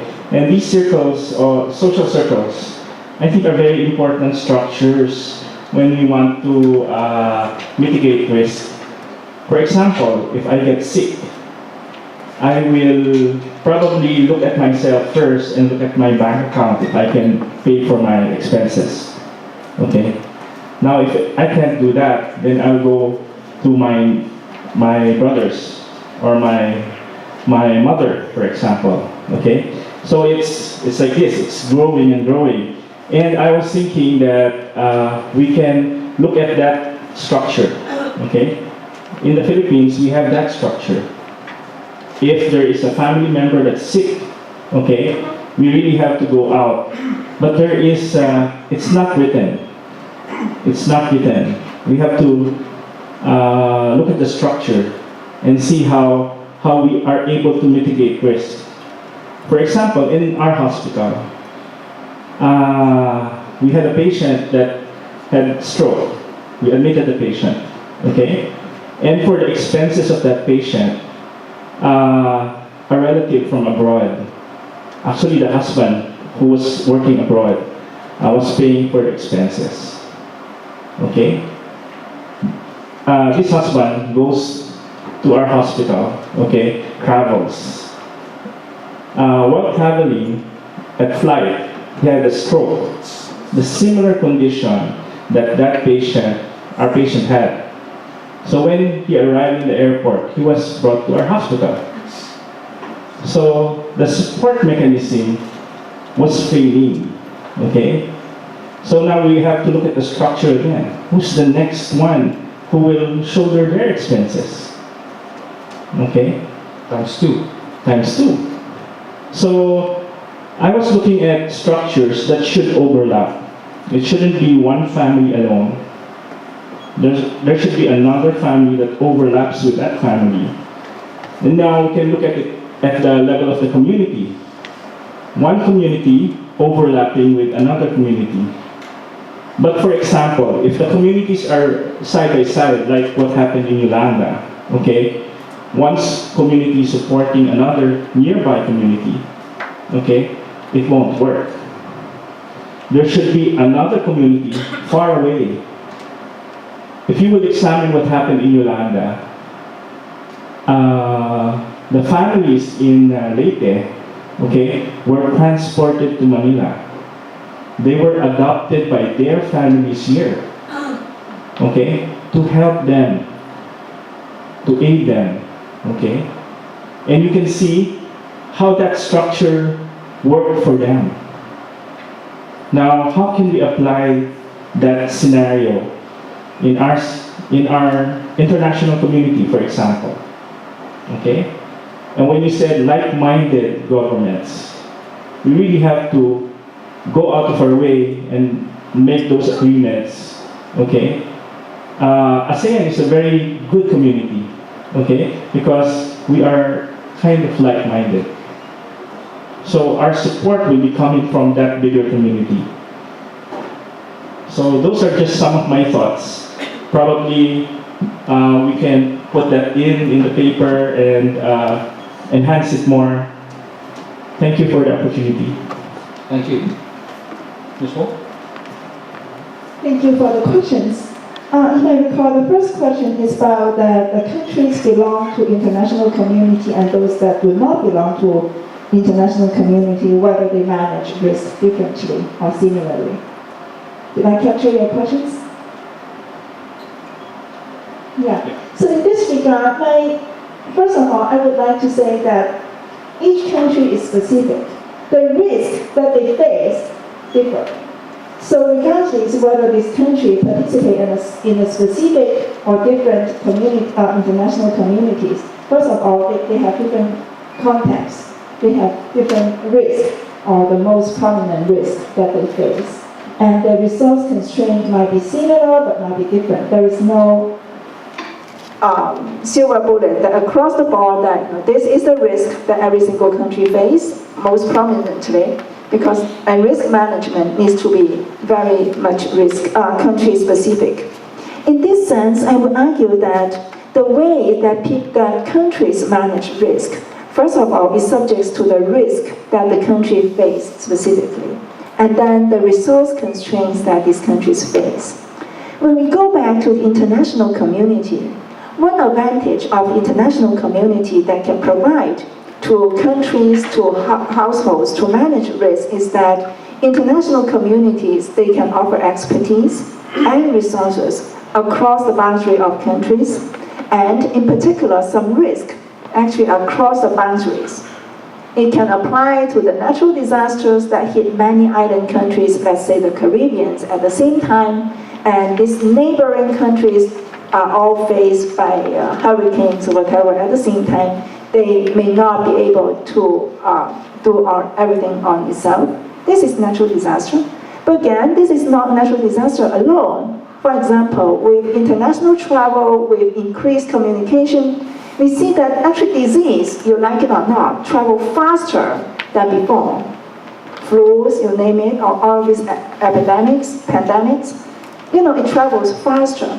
And in this sense, international community has a crucial role to play in coordinating the risk management. So then we go back to the argument we have in the report that what are the risks that the international community best placed to support risk management. Going back to our report, we emphasize the role of these 6 socio-economic systems in supporting people manage risk. In other words, there are different types of risk that these different systems are better or worse placed in supporting people manage this type of risk. We just said that this transboundary or climate change transgenerational risk, international community is better placed to handle. And households, all the way down to the micro level, it can be better placed in helping individuals to manage something like health risk. Like, not pandemic, but let's say, a cold or something at that level. Or, of course, something more severe, like a traffic accident, that type of things. So it's sort of, what we argue here, why we need the shared responsibility is that the entity that are best placed in managing a certain level of risk may or may not be the entity that will suffer most if this risk is not well managed. So there is a difference between who is best placed in managing risk and who suffer from what risk. The entire report argues that the different systems are better placed in different risk management, and if they work together and coordinate in a coordinated way with the support from the states, that risk management can be most effective. So if I can convey my message in a more clear way, is that there's shared responsibility from households all the way to international community, and of course with countries, communities, enterprise sectors in between. They have a different role in managing risk. If I move to the second question, I think it actually vividly gives examples of how different levels of risk should be and can be managed at different levels. For example, communities. They are local communities. They are very well placed in providing the informal network, pooling resources to confront the risk within the community level. But as we discussed in the presentation, they are not so well placed in the risk that are beyond the level that they can manage, such as a bigger level, like systematic risk might not be the best thing that the local community can contribute. And if the informal system, which is joined on sort of kinship or to a different extent, the relationship within the community, and as you said, the communities, the neighboring communities, could be hit by the same shot, the same time. And in this case, the risk sharing between or among the neighboring communities can be very limited. And in this case, the state actually is better placed in transferring resources, helping the communities, not the only community, but the neighboring communities in managing risk.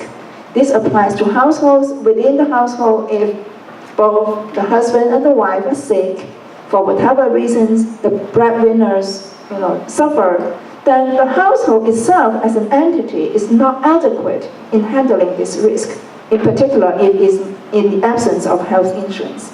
So this actually gives the vivid idea and example of how important the risk sharing, this system of responsibility sharing in risk management is, that we argue in the report.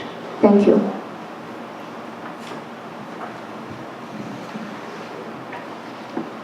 I think the international setting, I guess information is really critical. I recall back, if you think back on 2003, when we had SARS. It originated, across the border from Hong Kong.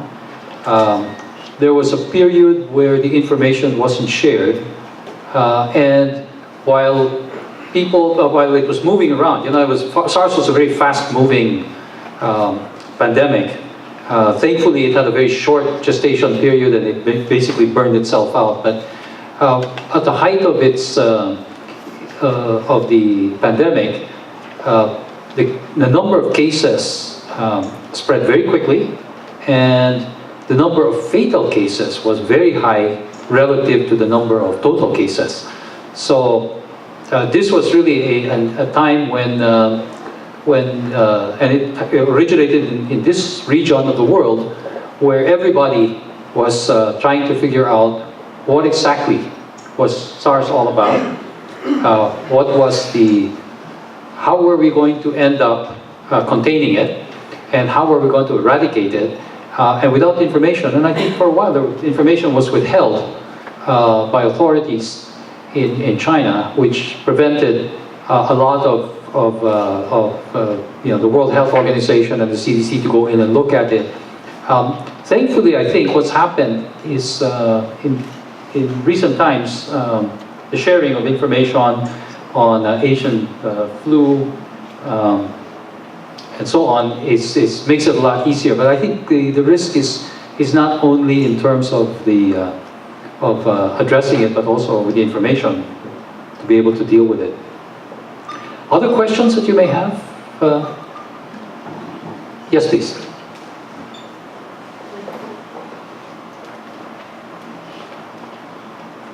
Good afternoon. I'm Annie Salayon from Development Bank of the Philippines. In the video presentation, it was presented there that we should we should understand the risks, and at the same time, we should know what actions to take to manage the risks. It was mentioned there also about acquiring insurance. So my question is, does the report cover a mechanism like catastrophe insurance to reduce risk exposure of banks? Because presently in the Philippines, we know that it's only fire insurance, crop insurance, but not the magnitude of like the one mentioned by Sir of the flooding in their area. So how do we approach those type of risks? For banking sector, of course. Thank you. Are there other bankers here? May have a similar question? No. This has to do with insurance. That's a risk reduction mechanism. Yes, like what we mentioned there just now, that there are 4 important ingredients for risk management, and insurance being one of them. Risk, which means transferring resources from the good state to the bad state. And my understanding is that your question is more specific, related to the financial banking institutions. I would encourage you, of course, to first of all read Chapter 6, which focuses on the financial system. But as we have discussed here, is that the entire report focuses on the process of risk management. And the main idea about Chapter 6 is how the financial system can support people manage risk, and if it does not function well, what type of risk that it will impose on people. And this is not only people, but also at the enterprise sector level, and if it's large, it will be at the state level as well, at the macroeconomy level. I think the discussion that you're looking for on the more implementation side of what type of insurance and how this insurance can be sort of arranged for the financial institutions, I actually, first of all, encourage to you to read the Chapter 6, but the nitty-gritty discussion on the strengthening of the insurance sector may not be the focus of this report. Thanks. Okay, other questions? Yes, please.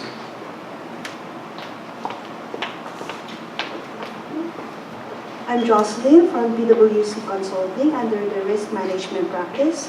So I think coming from the second question that came about in this forum and the last question, I think the detailing that we are hoping to find is, this is such an action-provoking paper.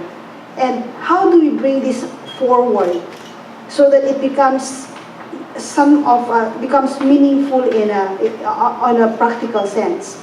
I mean, it gives us good thought process, it gives us best practices, but it is a mindset-changing mechanism to the governments, to different sectors. So, coming from the second question, it was about, are we linking this paper into the initiatives of IDA, Asian Development Bank's funding onto the distressed countries?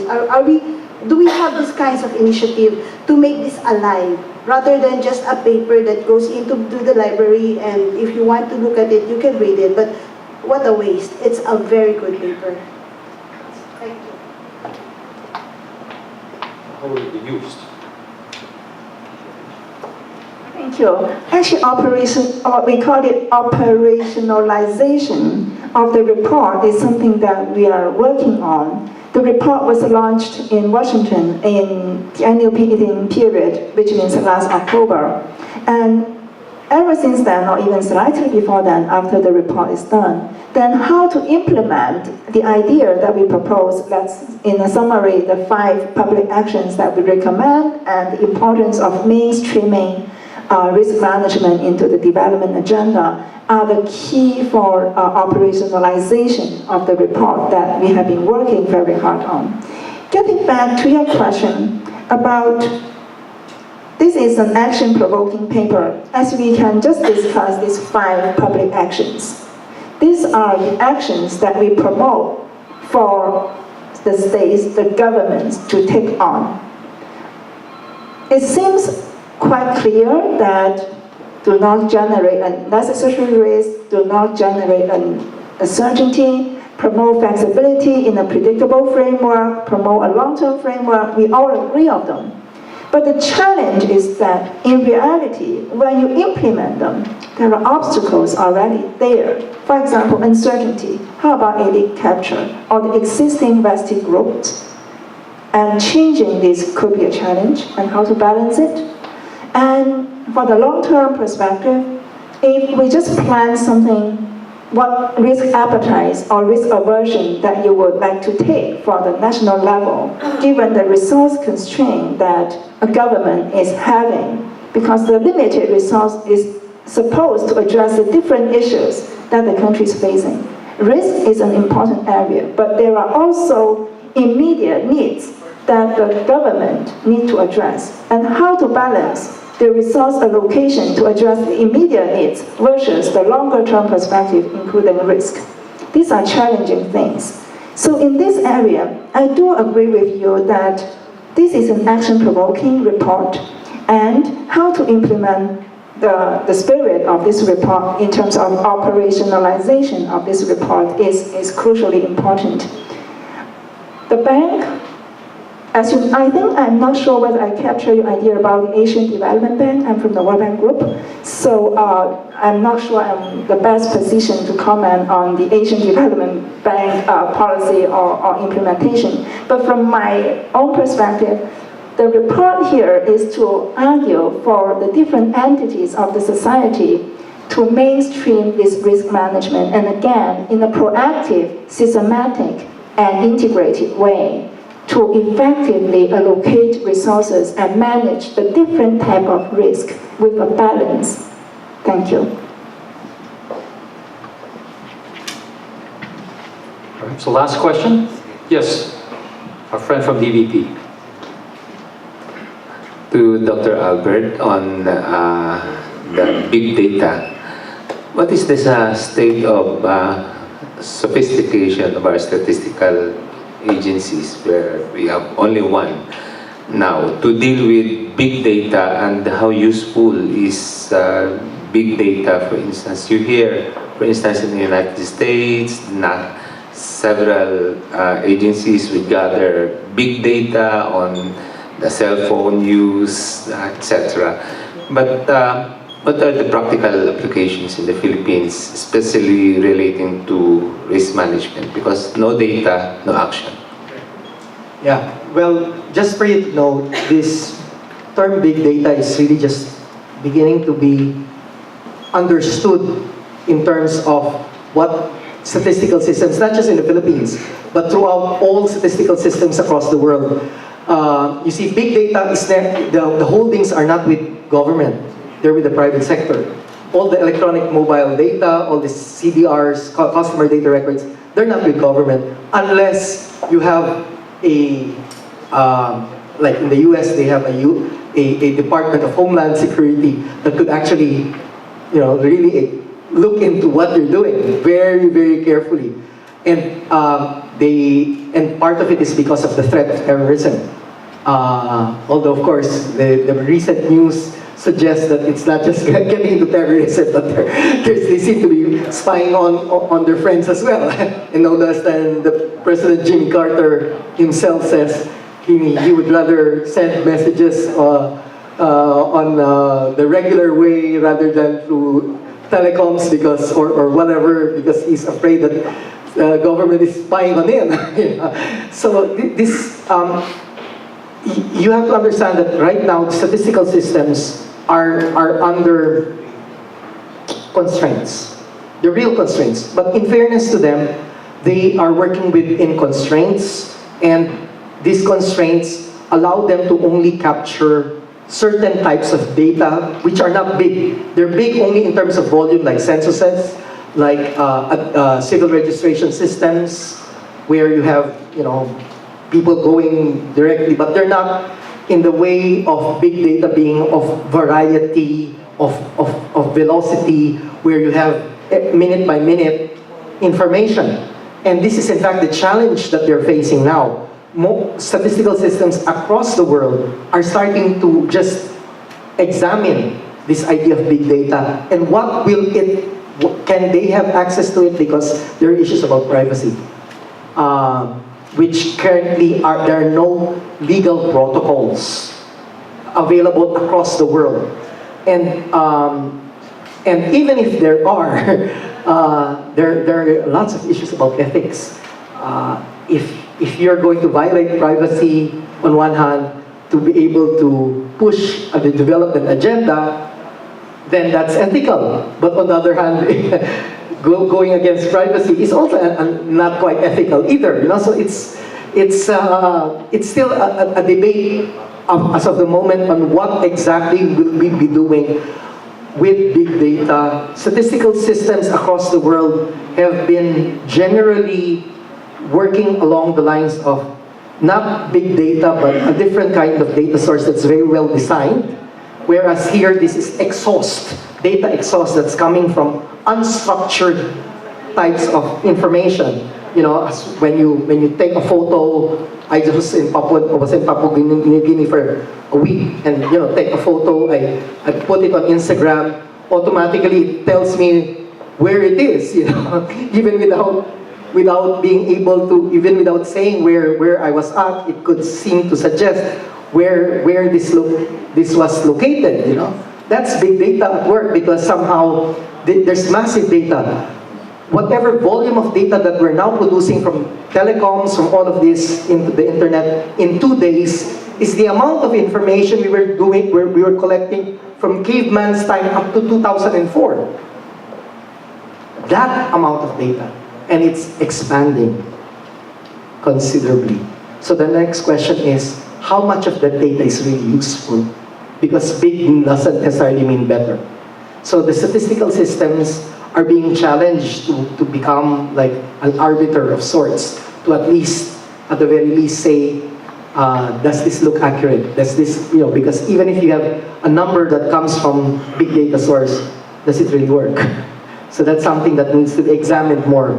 Much more research undertakings need to be done before there could be some kind of imprimatur of the statistical systems on what works and what doesn't. Great, thank you very much. If there are no other questions, I was asked to do a very quick synthesis. I'll just quote from the short version of the report. There are 4 questions. There are 5 principal takeaways of the study, and there are, in response to the question from our friend from PwC, there are 6, what they call 6 screens for managing risk. So the 4 questions: why is risk management important for development? How should it be conducted? What obstacles prevent people and societies from conducting it effectively? And how can these obstacles be overcome? The 5 key insights on the process of risk management from the World Development Report. Number 1, taking on risk is necessary to pursue opportunities for development. In fact, the risk of inaction may well be the worst option of all. Number 2, to confront risks successfully, it is essential to shift from unplanned and ad hoc responses when crisis occurs to proactive, systematic, and integrated risk management before crisis. Number 3, identifying risk is not enough. The trade-offs and obstacles to risk management must also be identified, prioritized, and addressed through private and public action. Number 4, for risks beyond the means of individuals to handle alone, risk management requires shared action and responsibility at different levels of society, from the household to the international community. And number 5, governments have a critical role in managing risk, providing an enabling environment for shared action and responsibility, and channeling direct support to vulnerable people. And one other point that I will quote from are the 6 screens for managing risk. Number 1, risk assessment. How much risk are we facing? Number 2, incentive assessment. Are bad incentives leading to too much or too little risk taking? Number 3, information assessment. Are decision makers ill-informed or well-informed? Number 4, behavior assessment. Are cognitive and behavior biases impairing risk management? Number 5, resource assessment. Are resources and access to resources too limited? And number 6, policy design. What policies should be implemented? It's a very rich report. It presents for us in the School of Management a lot of food for thought and new frameworks, things that we will take a look at and see how we can integrate it into our teaching. And for that, Ms. Wall and the World Bank Group, thank you very much for this opportunity. Thank you. And to our good friend, Dr. Toots Albert. Always a pleasure to have you at AIM. Toots, once upon a time before he took on the job as the, is it Director General? Secretary General of the National Statistics Coordination Board, was teaching empirical methods and design and statistics here at AIM. And we're hoping, now that he's come back to the private sector, that he would join us next year. Oh, public. Well, you were with us when you were with PIDS, so it's quasi-public. Let me close by thanking both Ms. Wo and Dr. Albert, and a little token of appreciation, biography of Stephen Zuellig. You might wonder, who is it behind the name of the school?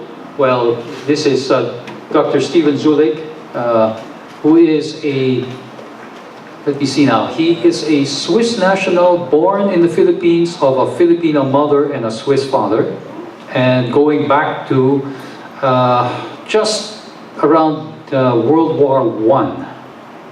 So his roots are in this country, and he continues to run the Zuellig Pharma business. Is still very much in Southeast Asia, all over Southeast Asia and Hong Kong, China. So a little bit of something about him. Thank you very much for taking the time and being with us. Okay, please join us. We have a little snacks in the back, and give you an opportunity for those of you too shy to take the risk of asking questions. Both Ms. Wo and Dr. Albert will be around with us for a little bit, so join us for snacks. Thank you.